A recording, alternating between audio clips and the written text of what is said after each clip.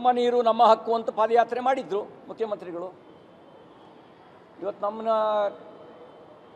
ಒಳನಾಡಿನಲ್ಲಿರುವಂಥ ಜಲಾಶಯಗಳಿಗೆ ನೀವು ಒಂದು ಹನಿ ನೀರನ್ನು ಹೊರಗಡೆಗೆ ಬಿಟ್ಟಿಲ್ಲ. ಕುಡಿಯೋ ನೀರಿಗೆ ನೀರು ಬೇಕು ಅಂತ ನೀವೇ ಹೇಳಿದ್ದೀರಿ.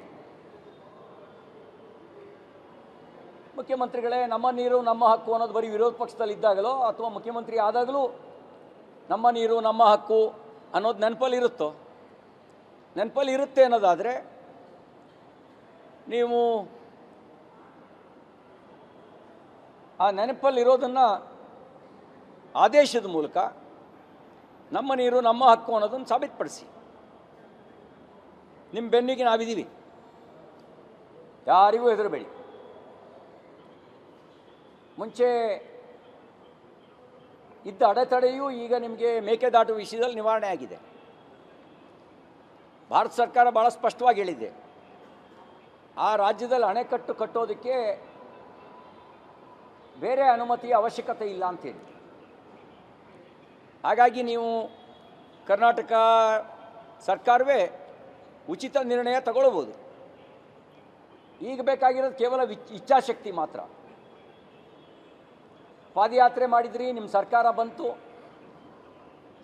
ಬಂದು ನೀವು ಉಪಮುಖ್ಯಮಂತ್ರಿ ಆದ್ರಿ, ಈಗ ನೀವೇ ಮುಖ್ಯಮಂತ್ರಿ ಆಗಿದ್ದೀರಿ.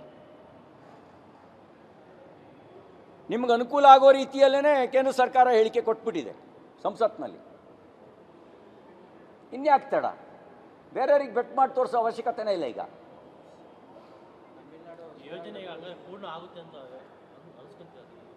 ನಂಗೆ ಗೊತ್ತಿಲ್ಲ. ಈಗ ಅವ್ರು ತಾನೇ ಪಾದಯಾತ್ರೆ ಮಾಡಿದ್ದು.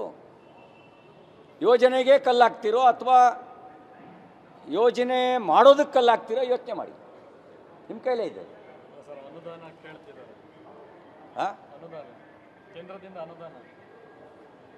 ಬಜೆಟ್ನಲ್ಲಿ ಫಸ್ಟ್ ದುಡ್ಡಿಡ್ರಿ ರಾಜ್ಯದಲ್ಲಿ. ಒಂದು ಗಾದೆ ಮಾತಿದೆಯಲ್ಲ, ಅದಕ್ಕೇನೋ ಒಂದು ಪಿಳ್ಳೆನವ ಅಂಥೇಳಿ.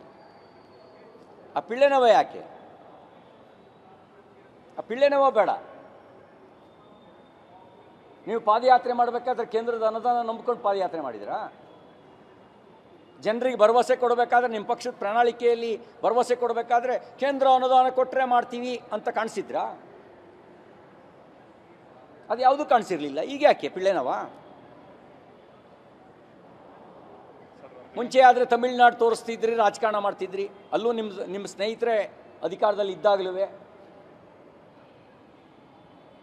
ಈಗ ಯಾರನ್ನೂ ತೋರಿಸೋ ಅವಶ್ಯಕತೆ ಇಲ್ವಲ್ಲ.